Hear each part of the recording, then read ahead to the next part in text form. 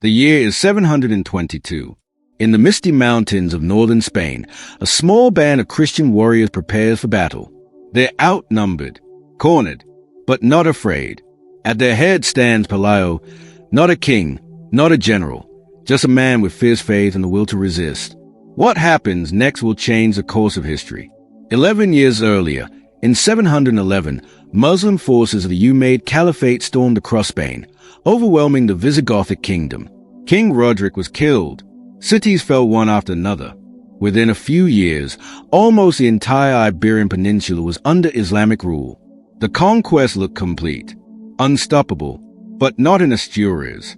There, in the rugged hills, Pelayo refused to surrender. A Visigothic noble, some say of royal blood, he escaped into the mountains and began to gather followers. No great army, just a few hundred loyal men. To the Umayyad governor, Okama, Pelayo was a nuisance, nothing more. He sent an army, some say thousands, to crush this flicker of rebellion before it could spread. But Pelayo had something more powerful than numbers. He had the land, and he believed God was with him. The two forces met near Covadonga, in the Picos de Europa. As the Muslim army entered the narrow valley, Pelayo's men struck from the cliffs above. Arrows and stones rained down. The pass was too tight for the enemy to maneuver. Trapped and confused, the invaders fell into chaos. The retreat became a massacre. Okama was killed, and according to legend, the few who escaped were swallowed by an avalanche, seen as a sign from heaven. The victory was small, but it echoed loudly.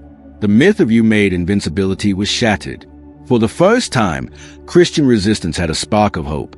Pelayo was declared king of Asturias. A Christian kingdom was born.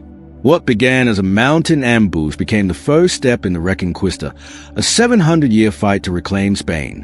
By 1492, that fight ended in Granada as the last Muslim stronghold fell to Ferdinand and Isabella. But it all began here, with Pelayo and his 300, a moment of faith, a stand against the impossible, and the beginning of something far greater.